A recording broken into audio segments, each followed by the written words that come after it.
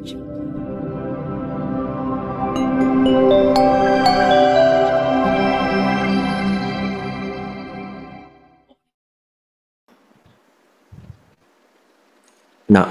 tassa bhagavato arahato sama sambuddhassa. Namo tassa bhagavato arahato sama sambuddhassa. Namo tassa bhagavato arahato sama sambuddhassa. Kalena dhamma sawanang eta manggala muttamanti.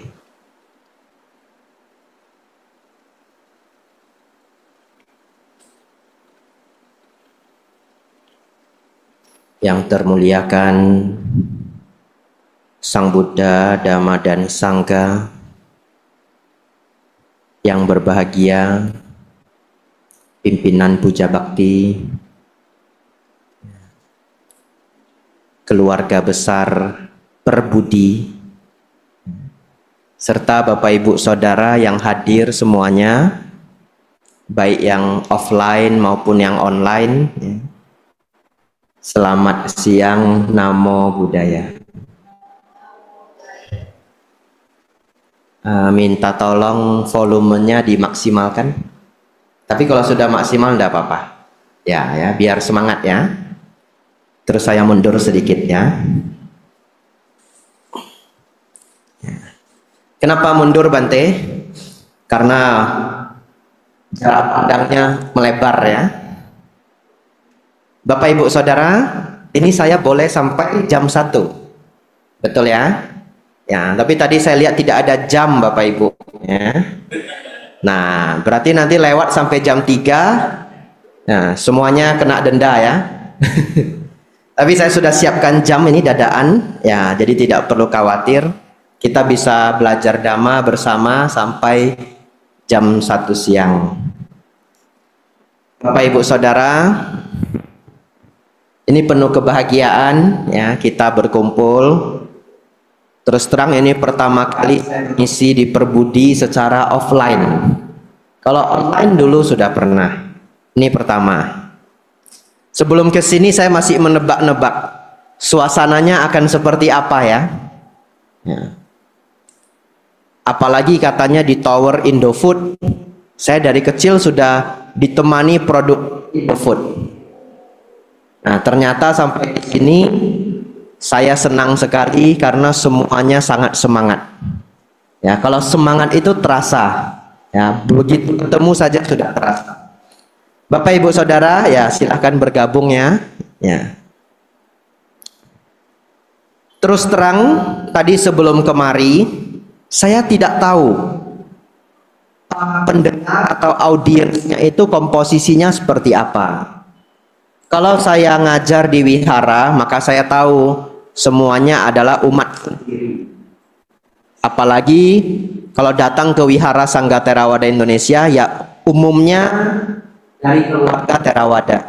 Ada yang dari keluarga Mahayana, Tantrayana, tapi tidak banyak. Ya, kalau khusus sampai datang ke wihara, umumnya dari keluarga yang sama atau aliran yang sama. Oleh karena itu, ya silahkan ya. Ya. Oleh karena itu saya tidak tahu komposisinya seperti apa. Saya menduga-duga saja, bahkan bawah nanti akan campur dari berbagai tradisi. Jadi saya sengaja membuat pelajaran yang umum untuk semua tradisi, ya. Semoga pelajaran kali ini menyenangkan dan bisa Bapak Ibu bawa pulang kebijaksanaannya. Totalnya 10 nomor.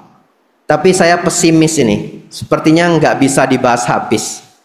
Biasanya waktunya habis dulu. Ya, tapi totalnya 10 nomor. Nanti kalau nggak habis gimana Bante? Episode 2 ya. Datang lagi. Bapak Ibu, tak kenal maka tak akrab ya. Bagi yang belum kenal saya, nama saya Biku Abijato. Saat ini saya domisilinya di Wihara Mendut. Kalau naik mobil hanya 10 menit ke Candi Borobudur. Ya. Dan sekarang kalau biku masuk Candi Borobudur sudah gratis. Kalau dulu gratis tapi harus mengurus surat. Jadi agak ribet kalau dadaan mau berangkat, kadang-kadang yang pintu tidak. Kalau sekarang, kemarin sama Nera bertiga berangkat ke Candi Borobudur free, masuknya sudah free. Bapak Ibu Saudara, tak kenal maka tak akrab ya. Nama saya Biku Abijato, tinggal di Wihara Mendut Magelang. Tapi kalau Bapak Ibu ke Wihara Mendut belum tentu ketemu saya, karena saya biasanya berangkat pembinaan bisa 1 bulan, 1,5 bulan, pulang ke Wihara Mendut seminggu terus berangkat lagi ya. Kemarin saya niat mau pulang istirahat 3 hari, ternyata baru sehari sudah datang ke sini lagi karena ada umat yang meninggal. Ini terdengar sampai belakang ya? Ya, baik. Ada umat Buddha meninggal ya, namanya Bapak H.G. Setiawan. Kenapa saya sebut nama beliau ini? Karena beliau jasanya luar biasa. Sepanjang beliau muda, banyak membantu wihara masalah sertifikat tanah. Beliau banyak membantu wihara yang tanahnya belum hak milik sertifikatnya, beliau perjuangkan sampai menjadi hak milik. Supaya apa? Supaya tidak sengketa di masa yang akan datang. Di tempat kami pun ada beberapa wihara yang saya hafal, satu tanahnya sengketa. Orang tuanya mendanakan tanah, tapi anaknya saat ini minta balik. Nah, bingung jadinya. Ya, karena suratnya tidak kuat, anaknya minta balik, itu satu kesulitan, anaknya bukan Buddhis. Nah, akhirnya wihara juga tidak bisa digusur karena sudah jadi milik masyarakat, tapi akhirnya wihara tidak berani direnovasi. Karena tanahnya itu sertifikatnya belum jelas, jalan begitu saja. Nah, wiharanya mau dibagusin tidak bisa, umatnya terus bertambah, kapasitas harusnya ditambah, tapi akhirnya mandet begitu. Ya, jadi jasa dari Pak Iwan, Pak H.G. Setiawan ini sungguh luar biasa. Oleh karena itu beliau meninggal, saya buru-buru datang ke Jakarta. Bapak Ibu Saudara,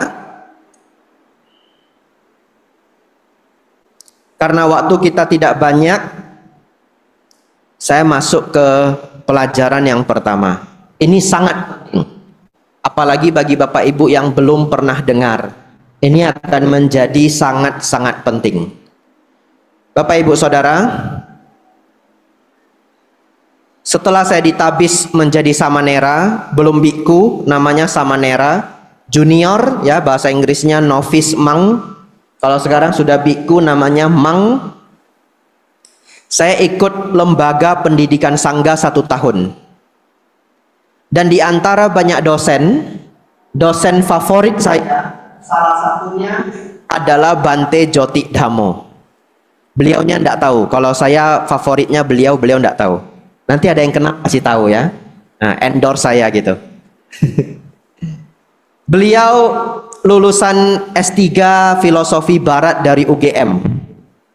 Jadi saya senang sekali karena saya diberi pelajaran langsung oleh guru besar UGM. Beliau ngajar di UGM di perbandingan agama.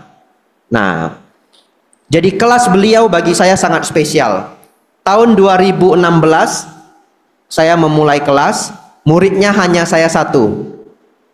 Biasanya murid itu 3, 4 ya. Tapi tahun itu saya hanya 1. Tidak ada yang mau jadi biku. Nasiblah sudah ya. Lalu pelajarannya seperti ini. Biasanya pelajarannya dimulai jam 1.30. Itu jam-jamnya ngantuk. Dan saya berjuang. Bante Jotidhammo kalau mengajar selalu memberikan pertanyaan. Dan pertanyaannya sangat sulit dijawab. Tidak tahu kenapa, jawab apa aja salah. Ya, hari ini saya akan memberikan salah satu pertanyaan Bante Joti.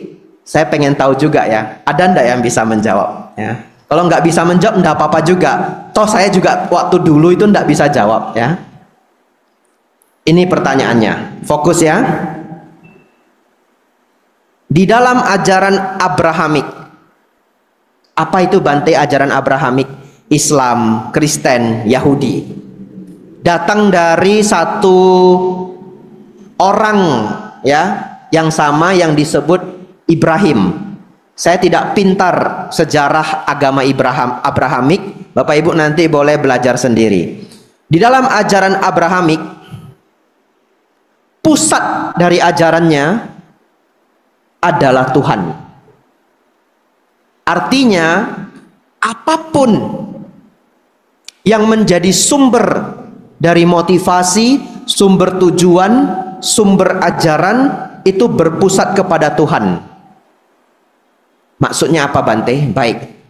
Kenapa kita manusia tidak boleh mencuri? Alasannya salah satunya adalah karena itu adalah perlakuan yang dibenci oleh Tuhan. Ya, kembali ke Tuhan. Kenapa seseorang ditakdirkan seperti ini? Kenapa seseorang jalan hidupnya seperti ini? Kenapa Bapak Ibu terlahir jadi laki-laki, jadi perempuan di Indonesia? Kenapa kerjanya di Tower Indofood? Ya, itu semua di dalam rencana Tuhan. Semuanya kembali kepada Tuhan. Pusat ajarannya adalah Tuhan. Sekarang pertanyaannya adalah, di dalam ajaran Buddha, pusat dari semua tujuan kita, motivasi kita, itu apa? Yang mana kalau di dalam ajaran Abrahamik, semua pertanyaan akan kembali kepada pusat. Kenapa tidak boleh membunuh? Kenapa seseorang belajar dermawan? Semuanya karena dipuji oleh Tuhan atau tidak disukai oleh Tuhan. Dalam Buddhis, apa yang menjadi jangkar, apa yang menjadi sumber ajaran kita, sehingga apapun yang Bapak Ibu tanya bisa dijawab dengan satu sumber ini. Nggak pusing ya? Kalau pusing nggak apa-apa. Inilah kalau belajar dengan guru S3 UGM ya. Ya, rasanya seperti ini. Itu pertanyaan yang saya dapat. Lalu saya berpikir, Bapak Ibu, uniknya kalau belajar dengan beliau, kalau jawabnya salah, beliau hanya akan merespon begini. Ya. Kalau sudah salah beberapa kali, kadang dikasih clue. Ya. Saya jawab, apa ya sumbernya ya? Dharma, Bante. Nah, ada yang mau jawab sini? Hah? Hampir ya, hampir. Ya, hampir. Hukum karma, hampir ya. Kalau Bante Joti jawabnya gini. Belum. Memang sulit. Kenapa saya jawab hampir? Karena sebenarnya jawaban yang Bapak Ibu jawab itu ada benarnya. Tapi belum yang paling mendasar. Nibbana tadi sudah sangat dekat. Sudah sangat dekat. Kalau perjalanan 10 km itu 100 meter lagi sampai. Ya, tapi beliaunya mau yang lebih spesifik. Beliau ya, bukan saya ya. Penyampai pesan Bapak Ibu. Jawabannya adalah, siap ya? Setelah itu nanti kita coba. Betul enggak jawaban ini? Dulu saya berusaha Bapak Ibu 20 menit dan enggak ketemu jawaban ini. Ya. Dan akhirnya saya hafal seumur hidup. Beliau menjawab, filosofi utama atau sumber dari ajaran Buddha adalah lenyapnya dosa, lobha dan moha. Dosa kemarahan, lobha keserakahan, moha adalah ketidaktahuan, kebodohan batin, boleh disebut ego gampangnya, boleh disebut kesombongan lebih gampangnya lagi. Ya, tetapi kalau penerjemahan yang pas, kebodohan batin. Lenyapnya dosa, lobha, moha. Betul, itu adalah nibbana. Ya. Jadi kalau ujian tadi Ibu dapat 98. Ya. Kenapa Bante? Dosa loba moha. Kita coba ya. Kita coba. Bapak Ibu Saudara tahu 5 sila ya. Tadi sudah mengambil 5 sila. Kenapa umat Buddha tidak boleh mencuri? Perintah Sang Buddha, betul. Tapi di dalam Kalamasuta Sang Buddha mengatakan jangan hanya percaya walaupun itu tertulis di dalam kitab. Harus direnungkan baik-baik, bermanfaat atau tidak bermanfaat. Jadi walaupun hanya perintah Buddha, kita harus mikir lagi manfaatnya apa. Betul ya? Bapak Ibu Saudara, kita tidak mencuri itu karena mencuri itu adalah sumber keserakahan. Ya. Jawaban yang level 1, kita tidak mencuri agar tidak melakukan karma buruk. Itu jawaban yang level 1. Tapi ada loh orang yang menjawab saya, Bante, saya sudah ini bersedia untuk mendapatkan karma buruknya. Kalau begitu saya mencuri nggak apa-apa ya Bante ya? Maksudnya gimana Pak? Hidup saya susah Bante. Anak saya ada 4. Saya tidak mau kalau anak saya juga susah. Saya berkorban. Saya mencuri aja. Yang penting anak saya makannya baik, sekolahnya bagus. Biar saya kena karma buruk Bante. Biar. Saya rela. Nah gimana jawabnya coba? Ini orang sudah rela dia. Nanti Bapak bisa terlahir di alam menderita. Biar Bante. Sekarang pun sudah menderita. Ditambah lagi menderitanya kuat saya. Kata dia ya. Ini fiksi ya, nggak ada orangnya ya. Tetapi kenapa dia tetap tidak boleh mencuri? Karena dia sedang mengotori batinnya. Ya. Dia menuju pada dosa loba moha. Yang mana nanti membawa pada penderitaan dalam waktu yang sangat panjang. Tidak hanya itu, kalau dia sayang pada anaknya, dia harus jadi contoh yang baik supaya anaknya juga jauh dari dosa loba moha. Betul ya? Dan itu panjang ceritanya lagi. Bapak Ibu Saudara, filosofi utama atau sumber ajaran utama ajaran Buddha adalah usaha untuk mengurangi kemarahan, keserakahan, dan juga ego kesombongan. Usaha untuk mengurangi. Ketika finalnya itu kita sebut sebagai nibbana. Lenyapnya kemarahan, lenyapnya keserakahan, lenyapnya ego. Dalam bahasa Pali pencapaian arahat. Jadi bagi Bapak Ibu yang tidak tahu arti arahat selama ini, artinya adalah orang yang telah melenyapkan kotoran batin. Seorang arahat tidak bisa marah sama sekali. Bukan nahan marah. Kalau nahan marah itu hampir semua orang yang di marketing bisa. Ya, yang di marketing ya. Udah kesel setengah mati tapi masih senyum. Ya. Maaf ya saya bikin, aduh maaf ya saya ribet ya, maaf ya. Oh enggak Bu, enggak apa-apa, enggak ribet. Boleh nanti ada request apa masih boleh ya. Orangnya sudah pergi, banyak sekali requestnya. Ya. Kalau orang marketing itu bisa dia nahan marah, tapi bukan tidak marah. Seorang arahat sama sekali tidak ada kemarahan.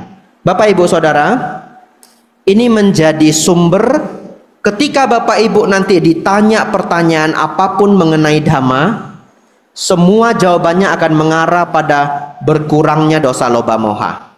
Kita boleh tes ya. Bante, kenapa? Nah, saya pernah dapat pertanyaan yang unik dari orang Barat. Bante, dia nggak panggil saya Bante, dia panggil Sir ya. Sir, kenapa kepala Anda? Ya, kalau orang Barat kan nanyanya lucu-lucu.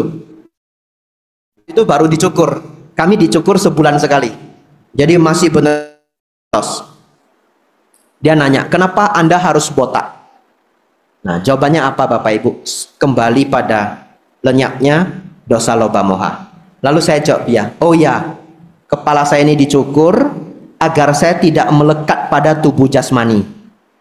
Semua orang pada akhirnya akan sakit, tua, dan mati. Ketika seseorang menjadi tua, dia mengalami 2 hal sakit. Yang pertama sakit fisik, ya, tubuh mulai lemah, lutut mulai sakit, ya, badan-badan mulai sakit, ya. Saya belum tua aja sudah mulai sakit ini ya. Ya, pinggang mulai sakit ya. Tapi ada sakit nomor 2, sakit batin. Kalau dia bercermin ya, aduh keriput di sini, aduh dulu belum ada keriput ya. Nah, keriput di sini. Katanya kalau sering stres, nah ini nanti makin keriput ya. Nah, jangan stres ya. Nah, Bapak Ibu Saudara, tapi bagi mereka yang belajar dhamma dengan baik, mereka tidak banyak mengalami luka di dalam batin. Memahami bahwa fisik itu pasti menua. Memahami bahwa tidak ada yang kekal di dunia ini. Bagi seorang biku, kami lebih gampang lagi. Kami benar-benar belajar untuk tidak melekat pada tubuh jasmani. Bahkan rambut aja dicukur semua. Di zaman Sang Buddha, rambut itu mahkota. Kalau zaman sekarang yang pelontos pun ada yang keren juga. Ya, artis, aktor itu banyak yang pelontos juga dan keren-keren aja. Tapi kalau di zaman Sang Buddha itu sudah jelek banget ini. Jeleknya sudah maksimal. Bapak Ibu Saudara, lalu saya jawab orang ini, this is my practice, I have to be bald, saya harus pelontos untuk mengurangi kemelekatan terhadap tubuh. Tapi sesungguhnya ini adalah usaha untuk mengurangi dosa, loba dan moha. Kita lanjut Bapak Ibu.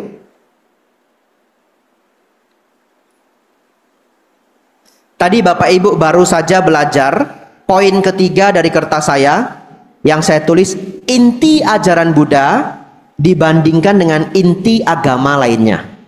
Ya, yang umumnya inti agama lainnya itu berpusat pada ketuhanan. Inti agama Buddha berpusat pada ketuhanan dalam agama Buddha. Ketuhanan dalam agama Buddha adalah nibbana. Ya, yang tadi kita terjemahkan menjadi lenyapnya dosa loba moha. Selanjutnya poin keempat, 12:31 ya. Masih ada 30 menit. Bante, ini tanya sendiri. Mengapa ajaran Buddha berbeda-beda? Ya. Saya yakin yang hadir hari ini ada yang dari Theravada, ada yang dari Mahayana, ada yang dari Tantrayana Tibetan, ya. Mungkin ada yang dari Buddhisme tradisi Jepang, mungkin ada yang dari Bante Thich Nhat Hanh, ya. Pasti saya yakin beragam-agam. Pertanyaannya, kenapa ajaran Buddha berbeda-beda? Bapak Ibu Saudara, ada 3 penyebab besar ajaran Buddha berbeda-beda. Yang pertama,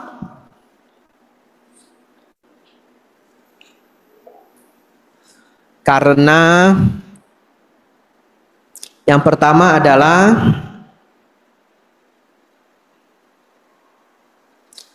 karena tradisi dan budaya setempat. Ya, zaman dulu para biku berkelana Bapak Ibu. Dari India bergerak naik ke atas, itu ada Tiongkok, Korea, Jepang, turun ke bawah, ya, ada Myanmar, Laos, Kamboja, Vietnam, turun lagi ada Indonesia. Di bawah India juga ada Sri Lanka. Di bawah Indonesia sekarang ada Australia. Agama Buddha berkembang di Perth sangat-sangat pesat. Kalau saya tidak salah, nanti Bapak Ibu baca di online ya, tapi perkembangannya itu sangat pesat. Setelah Ajahn Brahm masuk ke Perth, pertumbuhan umat Buddha itu naik 100 kali lipat. Nanti Bapak Ibu cek di artikel di internet ya. Semoga saya tidak keliru. Bapak Ibu Saudara, ketika para biku berkelana, para biku membawa bowl ya, jalan ke tempat yang baru demi kasih sayang kepada semua makhluk, mengajarkan dhamma. Dan di setiap daerah itu selalu sudah punya agama sebelumnya dan tradisi setempat. Ketika para biku tiba di Tibet itu sudah ada 2 agama besar. Yang pertama namanya agama Tantra, dan yang kedua namanya agama Bon. Ketika agama Buddha masuk ke Tiongkok itu sudah ada 2 agama besar. Yang satu adalah Taoisme, dan yang satu adalah Konghucu, Konfusianisme. Oleh karena itu ketika para biku mengajar, mau tidak mau penduduk setempat itu sudah punya mindset masing-masing. Dan itu tidak bisa dipungkiri. Bahkan umat Buddha di Indonesia. Saya sering dapat pertanyaan seperti ini, Bante, saya atas sila Bante. Kan tidak boleh dengar musik ya Bante. Tapi saya lupa Bante, ringtone HP saya itu masih pakai musik. Kalau gitu atas sila saya batal enggak Bante? Itu pertanyaannya. Bapak Ibu tahu dari mana datangnya pemikiran batal tidak batal? Dari puasa. Betul ya? Sesungguhnya atas sila itu adalah latihan, sekia. Tidak ada istilah batal. Dalam latihan itu memang banyak tantangan. Jadi begitu ringtone Anda musik Bruno Mars misalkan, ganti aja. Tidak ada atas sila yang batal. Ya, tapi bukan berarti oh lapar Bante, bakso dulu kata Bante Abijatuh, tidak ada namanya batal gitu ya. Habis bakso lanjut lagi atas sila ya, tidak ya. Itu artinya latihan Anda itu tidak maksimal, salah latihannya. Ya. Bapak Ibu Saudara, setiap tempat itu pasti kemakan sama mindset ajaran mayoritas. Ya. Saya tidak lanjutkan umat Buddha di Indonesia pakai mindset apa aja, saya tidak lanjutkan. Nanti pulang Bapak Ibu mikir sendiri, ya. Dan sebenarnya ada beberapa. Bapak Ibu Saudara, oleh karena itu ketika para biku tiba di tempat itu, agama Buddha melebur bersama ajaran setempat. Jadilah yang kita kenal sebagai Chinese Buddhism, Buddhisme yang berkembang di Tiongkok. Ya, kemudian kita kenal sebagai Tibetan Buddhism, Buddhisme yang berkembang di Tibet. Pertama, culture dan religion, agama setempat. Kedua, Bapak Ibu Saudara, raja setempat. Ya, raja atau penguasa setempat itu kadang-kadang bisa punya hak mengubah ajaran, ya, untuk mencapai apa yang dia harapkan. Ya, saya beri contoh. Di Tiongkok dulu, para biku semuanya berpindah patah, Bapak Ibu. Tahu pindah patah ya? Yang tidak tahu, pindah patah itu meminta derma makanan. Pagi-pagi jam 6 atau jam 7, para biku bawa bowl, jalan ke pasar atau jalan ke tempat rumah tangga, lalu umat yang dermawan memberikan makanan. Sedikit juga boleh, ya. Ini dipraktekkan di Thailand. Kalau Bapak Ibu ke Thailand pagi-pagi coba 6:30 pergi ke pasar, akan melihat para biku jalan dengan bowl, ya. Bapak Ibu boleh masukkan makanan, sedikit juga enggak apa-apa. Cari lemper satu ya, danakan lemper ya. Enggak tahu di Thailand ada lemper apa enggak tahu ya. Bapak Ibu Saudara, satu ketika raja di Tiongkok itu gantiannya Taoism. Satu ketika rajanya Buddhis. Dia tidak rela kalau biku itu meminta derma makan di jalan. Karena dia menganggap biku itu adalah gurunya. Bagaimana para biku, guru-gurunya itu melakukan aktivitas meminta makanan di jalan. Dia tidak rela. Akhirnya raja memerintahkan biku tidak boleh pindah patah. Ya. Jadi kadang raja itu bisa mengubah tradisi para pertapa. Akhirnya para biku tidak ada yang pindah patah lagi. Karena tidak pindah patah, solusinya apa? Nanam sendiri. Ya, nanam sendiri, masak sendiri. Oleh karena itu, umumnya para biku dari aliran Mahayana boleh masak sendiri. Saya tidak boleh masak sendiri. Biku Theravada tidak boleh masak sendiri. Bahkan lewat jam 12 saya sudah tidak boleh makan. Saya makan hanya 1 kali sehari, paling banyak 2 kali, pagi dan jam 11 siang, jam 12 stop. Bahkan sopannya masuk dapur aja tidak boleh. Ya, tapi di Tiongkok tradisi ini berubah karena biku tidak pindah patah. Yang kedua, raja juga meminta pakaiannya para biku harus bagus karena dia menganggap para biku sebagai guru.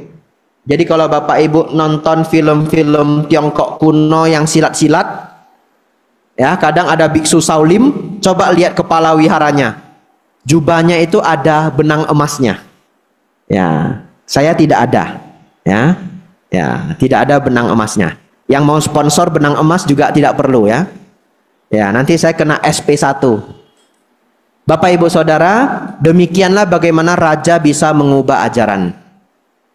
Di Thailand juga unik.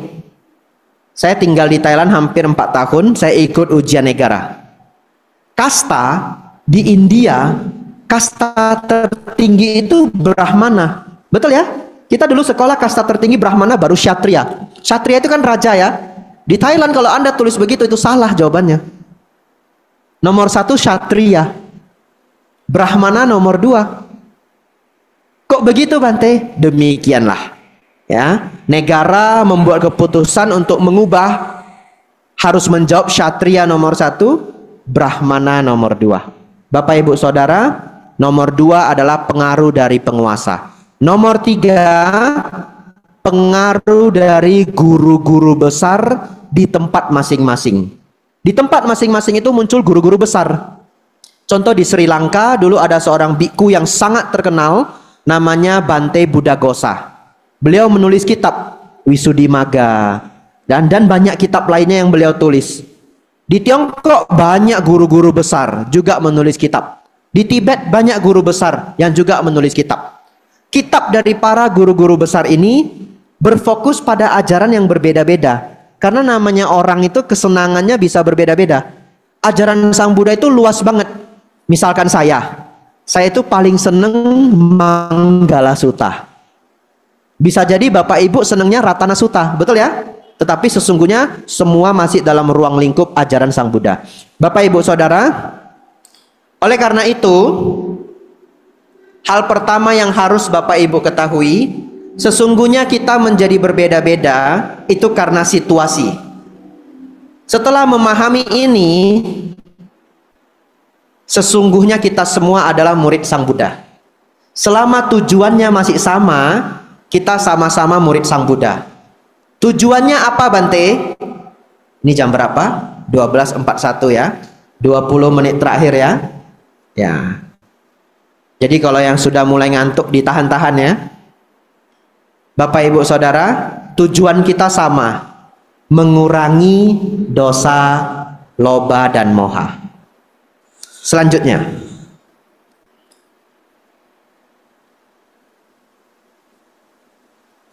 Baik.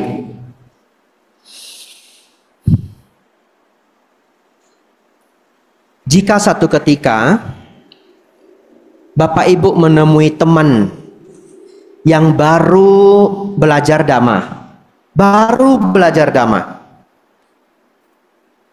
ya silahkan bergabung ya. Pas ya, saya baru bilang yang baru belajar dhamma. Nah ini ada yang baru datang. Bapak Ibu ketemu orang yang baru belajar dhamma, lalu dia mengatakan begini, Ko, Ci, saya baru di sini, pengen belajar dhamma. Apa ya yang harus saya pelajari? Nah, pertanyaan saya, apa ajaran paling mendasar dalam ajaran Buddha, Bapak Ibu? Kalau tidak ada ajaran ini, ajaran Sang Buddha runtuh semua. Semua runtuh. Semuanya. Hukum Kamawipaka. Ya, ini adalah first step. Langkah pertama memasuki ajaran Sang Buddha, memahami bahwa berbuat baik berbuah kebahagiaan, berbuat buruk berbuah penderitaan. Ya, dan itu logis banget. Ya, logis banget. Orang yang berbuat buruk mungkin saat ini belum ketahuan, masih happy-happy. Begitu ketahuan, hidupnya hancur semua. Emang ada Bante, orang berbuat salah sedikit hidupnya hancur semua? Ada. Di mana Bante? Buka aja berita terkini. Ya, silakan Anda buka berita terkini. Ada orang yang karena kesal dia bunuh bosnya sendiri. Saya sangat jarang nonton berita. Tapi beberapa, mungkin sudah setahun lewat, ada karyawan yang marah sama bosnya dibunuh terus disemen. Ada yang masih ingat? Itu viral beberapa minggu ya. Ya. Pertanyaan saya, setelah itu hidup dia hancur enggak? Hancur. Karena dia pasti dipenjara seumur hidup. Karena dengan bangganya dia menyampaikan bahwa itu direncanai. Karena dia marah, karena dia kesal. Bapak Ibu Saudara, berbuat baik berbuah kebahagiaan, berbuat buruk berbuah penderitaan. Ini adalah ajaran paling mendasar dalam ajaran Sang Buddha. Kalau Bapak Ibu ketemu teman baru yang baru belajar Dharma, ajak dia diskusi mengenai hukum. Dan ini juga menjadi sumber saddha keyakinan kita semua. Nanti Bapak Ibu pulang, renungkan satu perenungan ini. Ini perenungan yang sangat baik. Bayangkan ada seorang anak kecil, masih umur 7-8 tahun. Kadang-kadang saya ketemu umat beneran, masih umur 8 tahun, 10 tahun, setiap hari dengerin di YouTube. Saya sudah ketemu 2. Satu di Bali, anak umur 10 tahun. Ya, saya ngajar Dhamma di Karangasem kalau saya tidak salah. Dia datang sendiri diantar supir. Mamanya jualan. Mamanya nggak bisa nemenin, dia datang sendiri. Umur 10 tahun. Tiap hari dengerin ceramah Dhamma katanya. Lalu yang kemarin saya ketemu lagi, anak umur 8 tahun, laki-laki. Kalau malam dengerin ceramah Bante Atadiro, kalau pagi dengerin ceramah saya. Saya mikir hebat banget anak ini ya. Saya waktu umur 15 tahun aja belum denger Dhamma Bapak Ibu ya. Ini umur 8 tahun. Ada anak kecil nanya ke Bapak Ibu,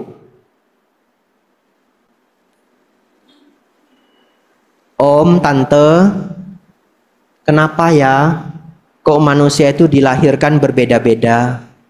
Itu ya. Ada yang bahagia, ada yang menderita.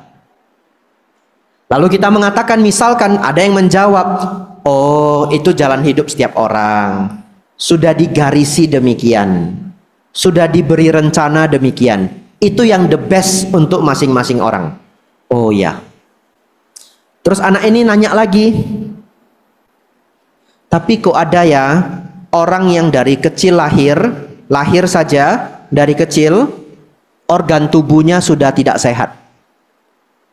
Jantungnya mungkin cacat, ya, klep jantung mungkin rusak, paru-paru mungkin rusak, ginjal bermasalah. Misalkan hidup di keluarga yang tidak mampu. Di satu sisi ada orang yang lahir tidak pernah kekurangan, terlahir sebagai Ratu Elizabeth misalkan, hidupnya lengkap semua. Kok bisa bedanya sejauh itu? Baiknya di mana bagi yang sakit ini? Baiknya ada di mana bagi yang sakit ini? Kemudian dijawab bahwa oh tidak, itu adalah misteri masing-masing individu, agar individu ini bisa tumbuh menjadi kuat, bisa tumbuh menjadi bijaksana. Anak ini nanya lagi, tapi kan ada juga ya yang baru lahir sakit kuning.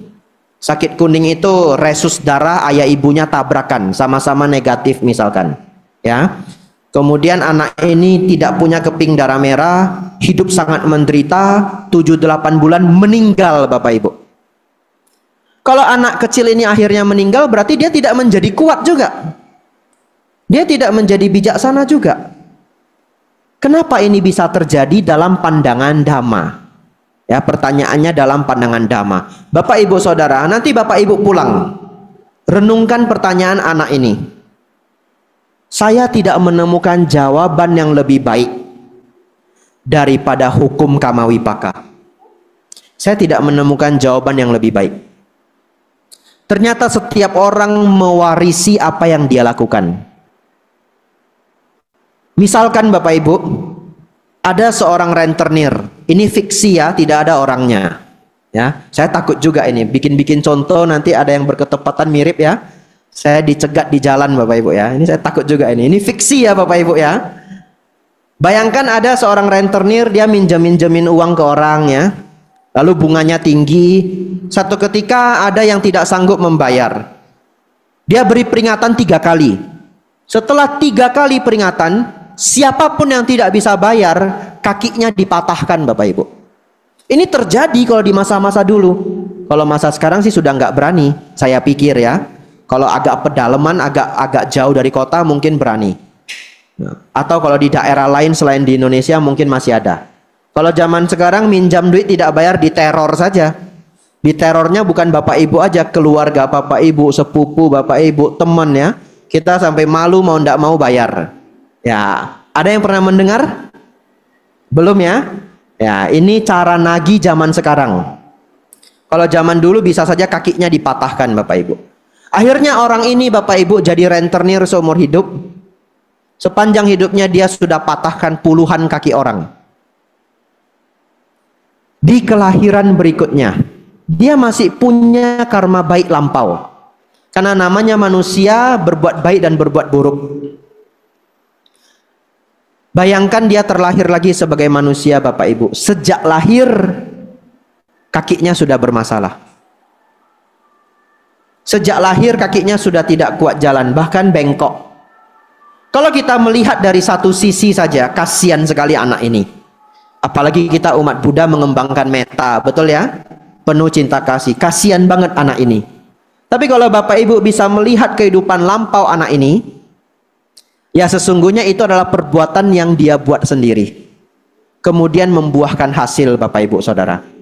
Berbuat baik berbuah kebahagiaan, berbuat buruk berbuah penderitaan. Kalau yang baik-baik bagaimana Bante? Nah, di dalam sutta Sang Buddha mengatakan, seseorang yang terlahir cantik ganteng itu karena sangat sabar orangnya, jarang marah. Ya, jadi kalau bapak ibu ini terutama ibu-ibu ya, dari sisi sebelah kanan.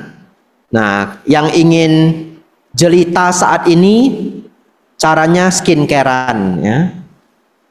Yang mau jelita di kehidupan yang akan datang caranya jangan banyak marah ya. Jadi orang sabar. Bapak ibu saudara,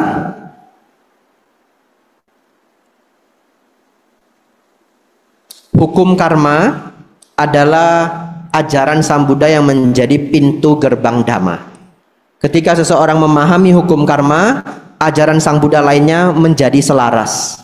Kita tahu berbuat baik berbuah kebahagiaan, berbuat buruk berbuah penderitaan. Kita merawat sila, berbuat baik, berdana. Berdana itu artinya membantu, ya, bisa membantu materi, tenaga, nasihat, memberi kesempatan, memberi perhatian. Dan kita juga mau melatih agar batin menjadi lebih unggul. Selanjutnya Bapak Ibu, 8 menit terakhir. Baru nomor 5 Bapak Ibu. Waduh, ini tidak habis. Bahkan baru setengah ya.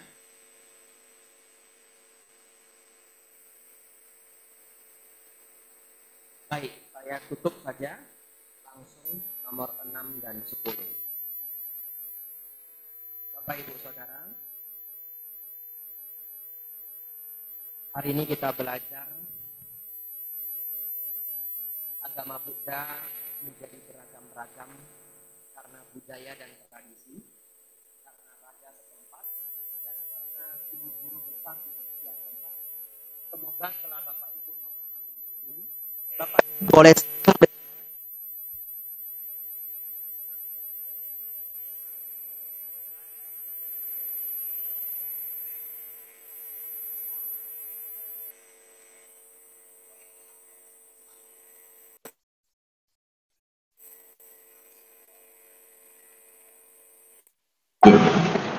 kalau ada ajaran yang mengaku ajaran Buddha, startnya tidak memahami hukum karma wipaka, finalnya bukan menuju nibbana, finalnya bukan menuju pada lenyapnya kemarahan, keserakahan, dan kebodohan batin, maka itu bukan ajaran Buddha.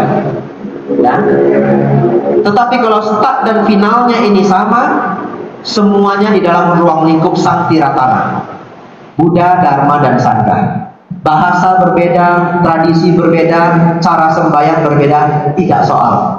Selama Bapak Ibu dari waktu ke waktu jadi lebih sabar, ya, tidak gampang gelisah, sombong berkurang. Sombong berkurang itu gimana Bante? Kalau dicela tidak terlalu menderita. Kalau lupa dipuji biasa aja. Ya. Kalau di satu keadaan Bapak Ibu seperti kurang dihargai pun biasa aja. Itu namanya ego sudah berkurang. Bapak Ibu Saudara, Hari ini kita juga belajar inti ajaran Buddha, yaitu proses pada lenyapnya dosa loba moha. Bagian terakhir hari ini, menutup perjumpaan kita, saya ingin membahas 3 hal perlu dikembangkan Bapak Ibu. Apabila Bapak Ibu mengembangkan ini, hidup Bapak Ibu bisa dikatakan sukses, ya. Yang pertama, mengembangkan kesejahteraan. Ini faktanya, ya. Kalau tidak sejahtera, makan aja sulit Bapak Ibu. Kita sekolah belasan tahun supaya kita tidak kelaparan. Tapi saya yakin yang hadir di sini semuanya sejahtera. Kesejahteraan sudah dikembangkan. Yang kedua, Bapak Ibu, kesehatan. Kalau sejahtera tapi tidak sehat, tidak bisa bahagia juga. Sehat fisik dan sehat batin. Untuk sehat fisik, Bapak Ibu jaga kesehatan. Untuk sehat batin, banyak belajar agama sehingga stres tidak terlalu berat, ya. Tapi yang ketiga adalah mengembangkan kebijaksanaan. Ada yang pertama dan yang kedua tidak bijaksana, semuanya pun bisa hancur Bapak Ibu. Saya menemukan banyak keluarga, saya tidak berani menyebut nama, ribut dalam rumah yang fatal banget. Kalau ributnya sederhana, setiap orang itu kalau berkumpul lama-lama ya bisa konflik. Ya, itu wajar saja. Selama ego tidak terlalu tinggi, nanti setelah marahannya juga rebuhan lagi, baikan lagi. Nah, itu normal saja Bapak Ibu, ya. Bahkan saya pernah mendengar satu ahli mengatakan, pasangan hidup Anda adalah teman berantem Anda seumur hidup. Ya, dari seorang ahli, ya. Oleh karena itu Bapak Ibu yang masih muda ini, yang belum punya pasangan hidup, pilihlah pasangan hidup yang cocok, ya. Karena Anda akan sering berantem dengan dia seumur hidup. Kalau banting gimana? Tidak, saya tidak ada yang ajak berantem, ya. Ya, saya lebih beruntung Bapak Ibu. Bapak Ibu Saudara, bahkan saya pernah mendengar kisah orang tua ribut dengan anak, ya, sampai benar-benar fatal, sampai ke pengadilan, sampai aset harta itu disita dan sebagainya. Pertanyaan saya, apakah bisa bahagia kalau kita penuh dengan konflik? Oleh karena itu, bagian ketiga yang perlu dikembangkan adalah mengembangkan kebijaksanaan. Bapak Ibu sejahtera, sehat fisik, sehat batin. Walaupun sehat fisik ini menurun dari waktu ke waktu, tapi kita berjuang mempertahankannya. Dan yang ketiga, belajar menjadi bijaksana. Bagaimana Bante supaya bijaksana? Banyak mendengarkan dhamma. Yang senang membaca buku, banyak bacalah buku, ya. Buku-buku self improvement akan membantu kita menjadi bijaksana. Bapak Ibu Saudara, cepat-cepat sudah saya tulis di sini. Kalau orang tidak bijaksana, inilah yang mereka lakukan Bapak Ibu. Yang pertama, banyak konflik. Nanti Bapak Ibu cari satu temannya yang kurang bijaksana, Bapak Ibu lihat, dia konflik pada hampir siapapun. Aneh banget ini orang. Dengan orang di rumah konflik, di kantor konflik, pulang Bapak Ibu naik mobil Gojek online konflik sama supirnya. Padahal itu orang lain itu, tidak kenal. Dengan tetangga juga konflik.